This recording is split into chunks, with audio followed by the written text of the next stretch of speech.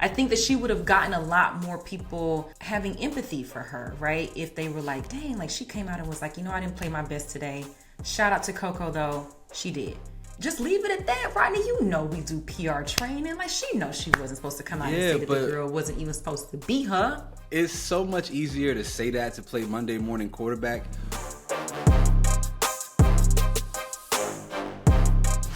Coco Gauff is the 2025 French Open champion after defeating Aryna Sabalenka handedly, but according to Sabalenka, Gauff only won because of her mistakes. She said, quote, "I think she won the match not because she played incredible, just because I made all of those mistakes," end quote. Now, after a ton of backlash on social media, Sabalenka has released a statement saying, quote, "She is the best player yesterday, she as in Gauff, and I want to give her the credit she earned." Now, Rodney, what did you make of Gauff's win and the comments following?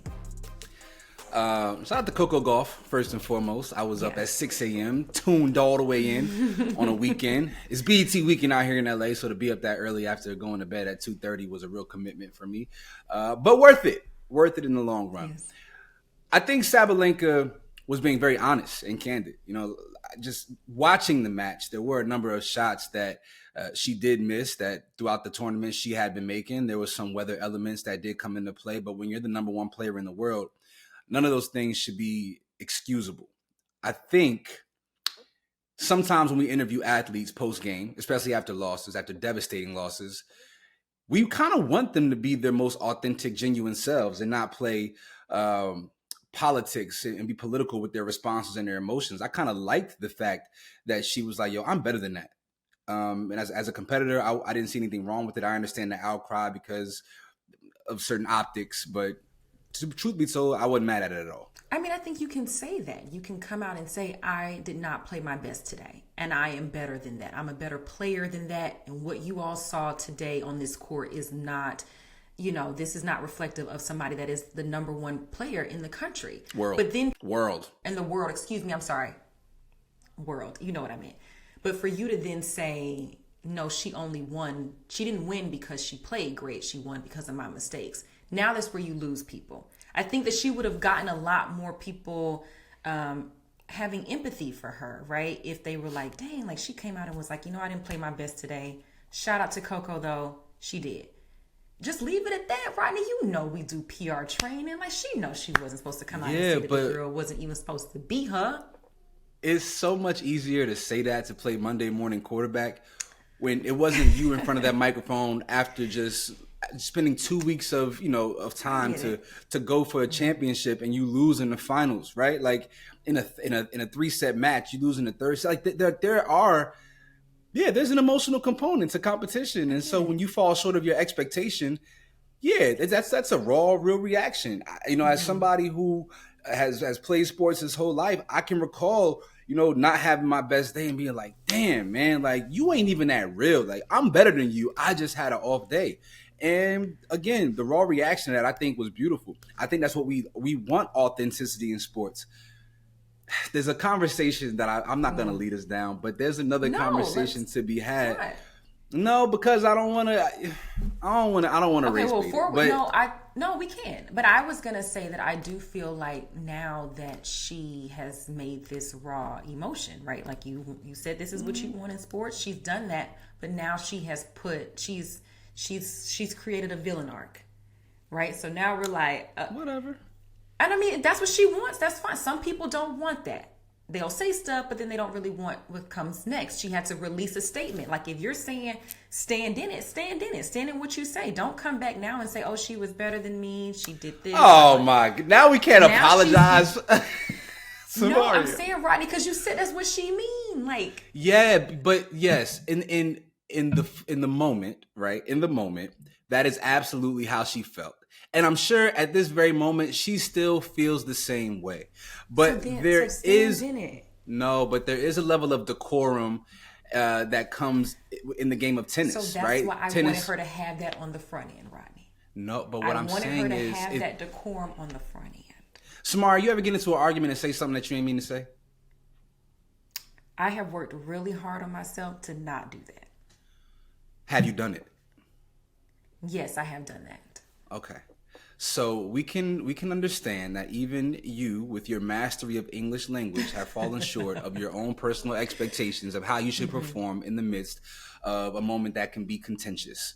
And that is what Sabalenka did. In the aftermath of that, she realized, you know what? Even if that's how I felt, I probably shouldn't have said that. And she walked it back, which is all we can ask people to do. It's like, if I tell you how I authentically feel, it's a problem. If I apologize for telling you how I authentically felt because it was below the belt of what society expects of me, then I'm also, penalized for that as well. It's like, damn, can people be imperfect at all anymore? Like, this is... No, you can't. Where's the grace? Where's the grace, Samaria? That's what I want to know. And I felt like her apology was cool. It was, let people know that, hey, man, I recognize that you guys out there are upset. So let me give you something to get off my back a little bit. She has to come to New York in August to do the U.S. Open, and she is going to not have a friendly experience, but that might help her win the tournament. It's going to be interesting to see how it plays out. Yes, shout out to Coco, though. This was great. This is the first time a Black woman has won the French Open since Serena Williams in 2015. Yep. Like, she has really galvanized us to watch tennis again, and I think it's great. Well, it wasn't just her. Listen, I've been tuned into, I'm just a tennis junkie, though. I play like 3-4 times a week. I'm all the way in on tennis.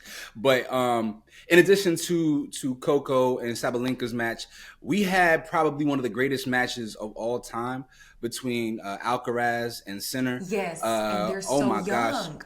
This is like a new rivalry that we're going to witness for at least a really long time. Yeah. They're 22 and 23, right? Or something exactly, like that. Exactly. Yeah. I stayed up for 5 hours, watched every second of this match. Unbelievable shot making, unbelievable mental fortitude by Alcaraz. Like, I just didn't. He was down. So I don't know how. Are you a tennis person? Like, do you know tennis? I know tennis a little bit. My dad is a big tennis guy, so I would watch tennis a little bit with him. Yeah. So Alcaraz being down 2-0 in the fourth, 2-1. Obviously it's a 3-set match or 5-set match. All you need is 3 sets to win, or 3 games to win rather. So he's 2-1. He's facing elimination, right? Like, it's 40 love. 40 love in the fifth game of the 4th set, and somehow, some way, he ends up winning this match. One of the most unlikely victories in any tournament ever.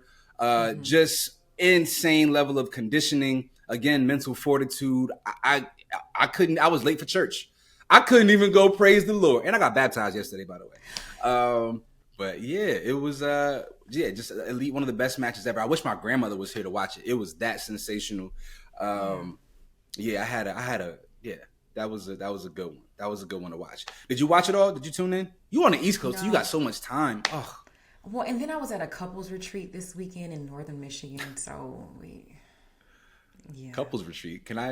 Is this what married people do? Can you tell me more about this, please? Well, I want to hear more about this than... It was with my fiance's job. We could do the spa, or the guys did golf, or you could fish or whatever. Then we had like a nice dinner, and we went to a winery. It was a cute little time. I mean, Northern Michigan it's cool, I guess. Yeah, I'm gonna move on because I have questions and I don't think they're appropriate for the Fumble. So, why are you going that way? It's a very... No, I wasn't going freaky deaky. I just have other questions about, just what all of this really means and the optics. But I'm not gonna do that because I was just really elated that we got to talk about tennis. It's our first time talking about tennis, and like I said, I play 3-4 times a week. I'm all the way in. My backhand is getting better each and every day.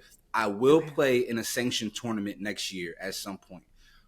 That is a fact because I'm really still athletic. Yeah, you should do that.